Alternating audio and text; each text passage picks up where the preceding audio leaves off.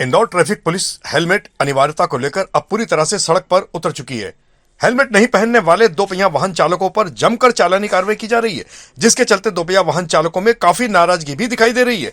वाहन चालकों का कहना है कि इंदौर शहर की सड़कें और यातायात का दबाव हेलमेट पहनने की इजाजत नहीं देता है। वाहन चालकों को हेलमेट लगाकर वाहन चलाने में काफी दिक्कतों का सामना भी करना पड़ता है, लेकिन शहर की जनता की परेशानी को भाजपा या कांग्रेस का कोई भी जनप्रतिनिधि फिलहाल समझने को तैयार नहीं है।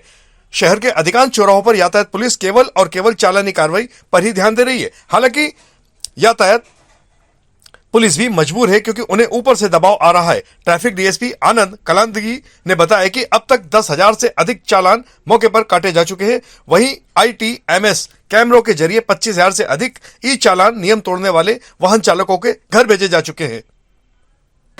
नवंबर 6 तारीख से हम लोगों ने हेलमेट अभियान शुरू किया है इंदौर ट्रैफिक पुलिस द्वारा। अभी उस 7-8 दिन के अंतर्गत हम लोगों ने 10,000 से ज़्यादा POS मशीन के थ्रू हम लोगों ने हेलमेट की चालानी कार्रवाई की है, और इसके अलावा ITMS के थ्रू हम लोगों ने लगभग 25 से 30,000 से ऊपर हम लोगों ने चालानी कार्रवाई की है। लगातार चालानी कार्रवाई ट्रैफिक पुलिस के द्वारा करी रहे, और इसके साथ ही साथ हम लोगों ने एक जागरूकता अभियान भी हम लोगों ने शुरू किया है। इंदौर शहर में 2 डिजिटल हम लोगों ने रथों को उद्घाटन किया था। उसको पूरा शहरों के बीचों बीच जाके लोगों को वीडियोस और इमेजेस के द्वारा पब्लिक को अवेयर कर रहे हैं, ट्रैफिक के रूल्स के बारे में और हेलमेट की महत्व का बारे में लगातार जागरूकता अभियान कर रहे हैं। उसके साथ ही 3 हम लोगों ने और रथों को भी हम लोगों ने इनॉग्रेट कर लिए। टोटल 5 रथों को हम लोगों ने इनॉग्रेट करके शहरों का विविध जगहों पर जाके अवेयरनेस कर रहे हैं।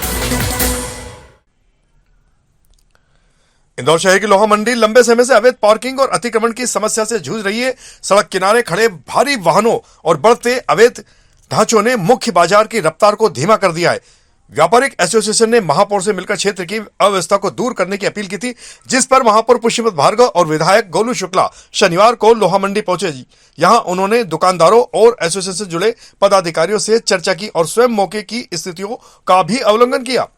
निरीक्षण के बाद तय किया गया कि अब सड़कों के दोनों ओर येलो मार्किंग कर मालवाहक वाहनों के आवागमन का भी समय तय किया जाएगा, जिसके कारण भीड़-भाड़ और जाम की समस्या कम हो सकेगी। अवैध कब्जों को हटाने के साथ ही व्यापारियों को राहत और आमजनों को सुरक्षित और सुगम रास्ता मिले, यही प्रयास किए जाएंगे।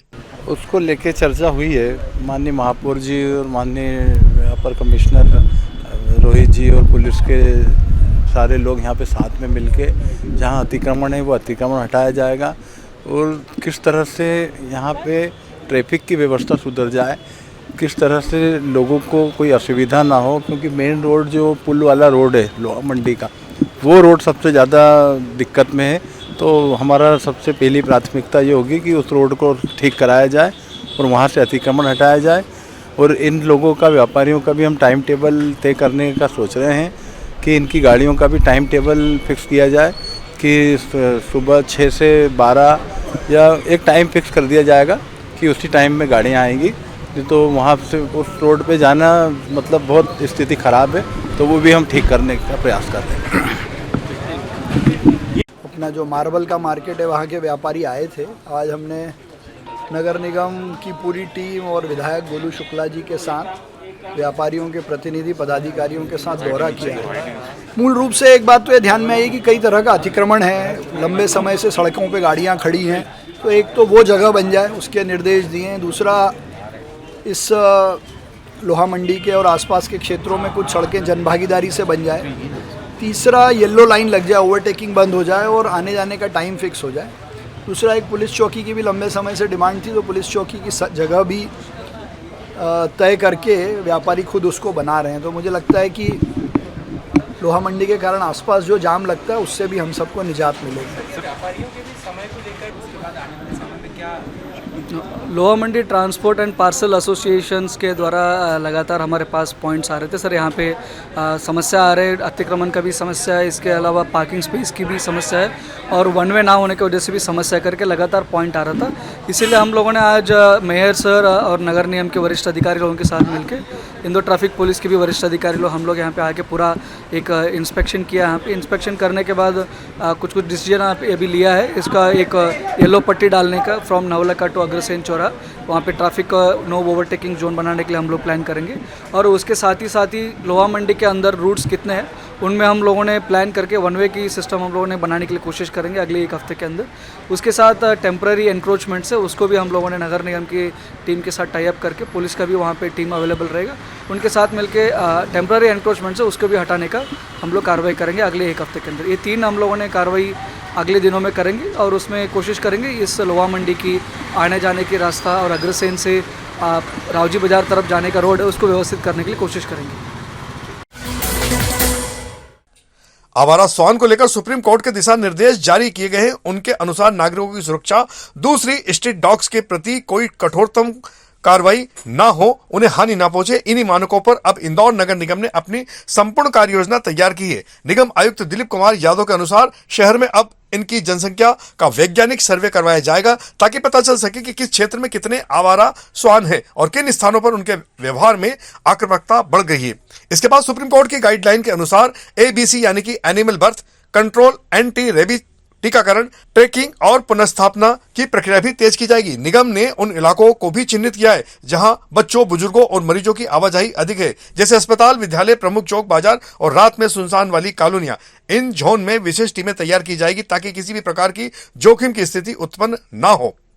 शहर में स्ट्रीट डॉग्स को भोजन, पानी और सुरक्षित व्यवहार सुनिश्चित करना भी हम सभी नागरिकों की जिम्मेदारी है।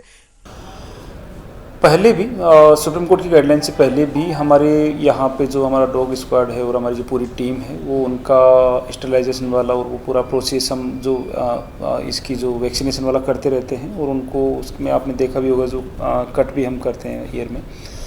बट हाँ, सुप्रीम कोर्ट की जो अभी गाइडलाइन है उसके बाद में जो गाइडलाइन के तहत जो भी निर्देश है उनका हम अक्सर से पालन कराने का पूरा प्रयास कर रहे हैं और प्रयास कर रहे हैं कि इस शहर में जो भी गाइडलाइन उसका हम पालन करवाएं। कुछ इसके लिए स्क्वाड बनाए गए हैं कि उसमें कहा गया है कि वहाँ से हटाएं सार्वजनिक स्थलों से। स्क्वाड पहले बने हुए थे, उसमें हम कुछ एक्स्ट्रा भी हमारी टीम्स ऐड कर रहे हैं जेडो लेवल पे, तो प्रोसेस में ही है वो सारी चीज़ें। स्वच्छता जोड़ अभियान के तहत अब इंदौर नगर निगम ने देपालपुर में अपनी कार्य योजना का विस्तार तेज कर दिया है, जहां कचरा संग्रहण को व्यवस्थित तरीके से लेकर सेग्रीगेशन तक हर स्तर पर इंदौर मॉडल लागू किया जा रहा है। निगम की टीमें देपालपुर की गलियों में मॉनिटरिंग कर रही है। डोर टू डोर कलेक्शन के लिए विशेष रूप से रोड मैप भी तैयार किए गए हैं और व्यापारियों, आम नागरिकों में जागरूकता बढ़ाने के लिए लगातार संवाद स्थापित किया जा रहा है। इंदौर के सफल नवाचार जैसे AI आधारित मॉनिटरिंग, वार्ड स्तरीय रैंकिंग, सफाई कर्मचारियों का माइक्रो मैनेजमेंट और कचरे से ऊर्जा निर्माण अब देपालपुर में भी चरणबद्ध तरीके से लागू किया जाएगा। देखिए, देश के सबसे स्वच्छ शहर को स्वच्छता गुरु का पुरस्कार तो मिला ही है और उसी के आगे बढ़ाते हुए भारत सरकार ने और मध्य प्रदेश सरकार ने स्वच्छता जोड़ी के अभियान के रूप में देश भर के अच्छे शहरों को, छोटे नगरों को भी स्वच्छ बनाने की जिम्मेदारी दी है और हर बार की तरह इंदौर ने भी जो जिम्मेदारी मिली है उस पर बहुत तेज़ी से काम शुरू कर दिया है। देपालपुर में जन भागीदारी से करीब 5000 से ज़्यादा डस्टबिन, 3 डोर टू डोर कचरा कलेक्शन वाहन, देपालपुर के लिए स्वच्छता सॉन्ग, इन सब की तैयारी के साथ अभी तक वहाँ करीब 150 से ज़्यादा आवारा पशुओं को पकड़कर स्वच्छता के लिए कार्रवाई की गई है। लोगों के यहाँ 15 से ज़्यादा NGO के सदस्यों के माध्यम से घर घर जाकर उनको कचरा अलग अलग करना और गीला सूखा कचरा अलग अलग देने की तैयारी कराई गई है। आज इस अभियान को एक नए स्वरूप में आगे बढ़ाने के लिए इंदौर की टीम देपालपुर जा रही है। आदिवासी जनजाति का गौरव भगवान बिरसा मुंडा की जयंती के शुभ अवसर पर मध्य प्रदेश में पहली बार जेल में बंद सजा याफ्ता 32 कैदियों को रिहा किया गया है। इस तरह का यह कार्य करने वाला मध्य प्रदेश देश में पहला राज्य बन चुका है जिसने आदिवासी समाज के गौरव को इतना महत्व दिया है, क्योंकि अब मध्य प्रदेश सहित अनेक राज्यों में 15 अगस्त 26 जनवरी को ही कैदियों को सजा में छूट देते हुए रिहा किया जाता रहा है। कुछ राज्यों में अच्छे चाल चलन वाले कैदियों की गांधी जयंती और अंबेडकर जयंती पर भी रिहाई होती है। शनिवार को भगवान बिरसा मुंडा की जयंती धूमधाम से मनाई गई। सेंट्रल जेल इंदौर की अधीक्षक अलका सोनकर ने बताया कि सेंट्रल जेल में सुनील रामलाल और मनसाराम सहित 2 कैदियों को रिहा किया गया। यह दोनों कैदी पिछले 14 सालों से आजीवन कारावास की सजा काट रहे थे, जिन्हें अच्छे चाल चलन का लाभ मिला है।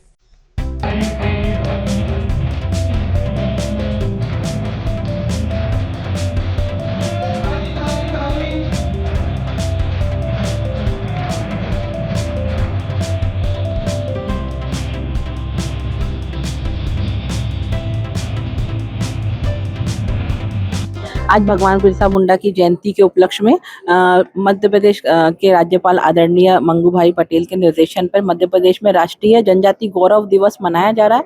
और इसमें मध्य प्रदेश की जो भी जेलें हैं वहां से 32 बंदी आज रिहा होंगे, जिसमें 9 जनजातीय समुदाय के बंदी हैं और केंद्रीय जेल इंदौर से 2 बंदी रिहा होंगे जिन्होंने अपनी आजीवन कारावास की सजा पूर्ण कर ली है। उनके अच्छे आचरण और सजा अवधि पूर्ण होने के कारण शासन द्वारा जो है उन्हें रिहाई की जा रही है। और ये प्रतिवर्ष 15 नवंबर को जनजाति दिवस के उपलक्ष्य में बंदियों की रिहाई की जाएगी। हमारे आदरणीय सीएम साहब ने जो कि अत्यंत ही संवेदनशील हैं, उनके द्वारा ये निर्देशित किया गया है कि पहले सिर्फ साल में 2 बार रिहाई होती थी, किंतु अब साल में 5 बार रिहाई होगी, ताकि जो बंदी अपनी सजा पूर्ण कर चुके हैं वो जल्दी से जल्दी अपने परिवार के बीच पहुंच सके। इंदौर नगर निगम द्वारा बाल दिवस पर आयोजित कल्पना की उड़ान कार्यक्रम ने गोटू की चाल मालवा मील क्षेत्र के बच्चों की खुनक ऊर्जा को भर दिया। इस विशेष आयोजन में नगर निगम का उद्देश्य था कि बच्चों की सोच, रचनात्मक और कल्पनाओं को एक ऐसा मंच दिया जाए जहां वे खुलकर अपनी प्रतिक्रिया प्रदर्शित कर सके। कार्यक्रम में ड्राइंग, कहानी, लेखन, हस्तकला, समूह खेल, नुक्कड़ नाटक, रंगमंच और संगीत जैसी अनेक गतिविधियां रखी गई, जिसमें बच्चों ने उत्साह के साथ भाग लिया। महापौर पुष्पवंत भार्गव ने बच्चों से संवाद करते हुए कहा कि इंदौर की स्वच्छता, अनुशासन और नागरिक संस्कृति को आगे बढ़ाने में बच्चों की भूमिका अहम है। इस अवसर पर निगम कमिश्नर दिलीप कुमार यादव भी मौजूद थे। देखिए, 14 नवंबर बाल दिवस के अवसर पर हर साल कार्यक्रम होता है। कल का वो कार्यक्रम हमने आज किया है, जिसमें गोटू की चाल के छोटे बच्चों के साथ बाल दिवस की प्रतियोगिता में साफ़ सफाई कैसे रखी जाए, हाइजीन कैसे रखा जाए, समय पर हाथ धोना और टॉयलेट को क्लीन करना। और इसीलिए 19 नवंबर जो कि वर्ल्ड टॉयलेट डे है, तब तक शहर में हाइजीन और सफाई के कार्यक्रम होंगे। बच्चों को पुरस्कृत किया उनके अच्छे सुझावों पर।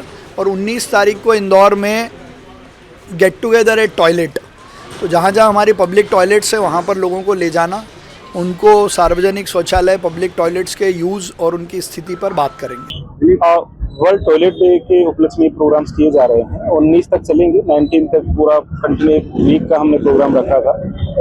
कल क्योंकि बाल दिवस भी था, उसको भी सेलिब्रेट कर रहे हैं बच्चे। अब की बार की थीम है जो गेट टुगेदर विद टॉयलेट वाली, जैसे लास्ट टाइम अपनी सेल्फ विद टॉयलेट वैसे ही। तो इसकी एक कैंपेनिंग है, सभी जगह जाके सभी जो लोगों को इनवाइट कर रहे हैं बच्चे ले जाके, और एक ट्राई कर रहे हैं कि हर जगह गेट टुगेदर हो टॉयलेट के नाम पे, हर फैमिलीज में, स्कूल्स में, आंगनबाड़ी में, सभी जगह। तो उसी के तहत प्लस बच्चों के लिए एक आकर्षक कुछ चीज़ें भी हमने रखी है, जिसमें इस गेम्स है, यहाँ पे स्पोर्ट्स है, मैजिक शो है, वो सारी चीज़ें रखी है। उसी का सेलिब्रेशन था, तो पूरी टीम ने, हमारे महापौर जी के साथ हमने सेलिब्रेट किया इसको। और अभी चलेगा प्रोग्राम, इवनिंग तक चलेगा, वो पूरा 90 तक इसको रखेंगे। प्रतिबंधित मार्गों पर प्रवेश करने वाले भारी वाहन चालकों के खिलाफ यातायात पुलिस के द्वारा लगातार कार्रवाई की जा रही है। एसीपी राजेश दंडोतिया ने बताया कि पिछले 2 दिनों के दौरान विभिन्न प्रतिबंधित मार्गों पर 30 से ज्यादा भारी वाहनों पर चालानी कार्रवाई करते हुए 1 लाख रुपए से अधिक का अर्थदंड वसूल किया गया है। साथ ही वाहन चालकों को हिदायत दी गई है कि वे प्रशासन द्वारा दिए गए दिशा निर्देशों का पालन करें और दंड जैसी कार्रवाई से बचे। इंदौर क्राइम ब्रांच ने अवैध हथियार के एक फरार 10,000 रुपए के इनामी सौदागर बदमाश को गिरफ्तार किया है। पकड़े गए बदमाश का नाम गुरुदयाल बरनाला निवासी बड़वानी है। उक्त आरोपी देसी कट्टे व अन्य हथियार बेचने का काम कर रहा था, जिसके पास से 8 पिस्तौल और 2 जिंदा कारतूस भी बरामद किए गए हैं। और इधर इंदौर क्राइम ब्रांच की टीम ने अवैध मादक पदार्थों के खिलाफ लगातार कार्रवाई करते हुए तस्करी करने वाले 2 बदमाशों को गिरफ्तार कर उनके कब्जे से अवैध मादक पदार्थ ब्राउन शुगर बरामद की है। एसीपी राजेश दंडोतिया ने बताया कि पकड़े गए बदमाशों के नाम शमीर और सोहिले, दोनों बदमाशों के पास से करीब 75 ग्राम ब्राउन शुगर बरामद हुई है।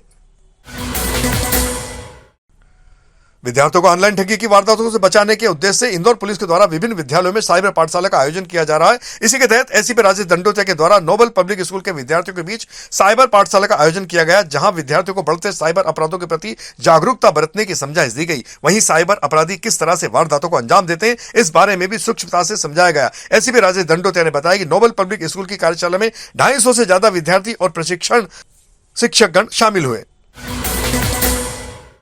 भगवान बिरसा मुंडा की जयंती शनिवार को पूरे देश में जनजाति गौरव दिवस के रूप में मनाई गई। इंदौर में भी इस अवसर पर विभिन्न आयोजन किए गए। मुख्य समारोह पाताल पानी में आयोजित किया गया, जबकि बड़ी संख्या में छात्रों के द्वारा रैली निकाली गई। रैली टंटिया मामा भील की भोरकुआ स्थित प्रतिमा पर पहुंचकर समाप्त हुई, जहां बिरसा मुंडा को भी याद किया गया। इन चारों जिलों को अलग अलग भागों में विभाजित किया गया था। इन्हीं 4 जिलों में बड़ी संख्या में आदिवासी छात्र छात्राओं ने रैली निकाली थी, जिसमें लोकगीतों की धुन पर नृत्य करते हुए चल रहे थे। चारों स्थानों से निकली रैली भौरकुआ चौराहों पर आकर समाप्त हुई थी। सर, आज का दिन वास्तव में बहुत विशेष इसलिए है क्योंकि जिस बिरसा मुंडा जी के जन्म दिवस को भारतवर्ष गौरव दिवस के रूप में सेलिब्रेट कर रहा है, मना रहा है, उस बिरसा मुंडा की वय अवस्था को देखें तो बिरसा मुंडा मात्र 25 साल की अवस्था में शहीद हुए और उन्होंने इस 25 साल की अवस्था आयु में ही उन्होंने, ऐसा लगता है कि जीवन के जो 7 जन्म की बात होती है, 7 जन्मों को उन्होंने जिया हो। आज के युवाओं में ऐसे प्रतिभा और ऐसे जिन्होंने देश की आज़ादी में एक उलगुलान या महाक्रांति के रूप में जो उन्होंने एक आज़ादी के लिए क्रांति का वो जो फूका है, उनमें बिरसा मुंडा जैसा कोई रहा ही नहीं है। एक बात और है, कई शहीद हुए हैं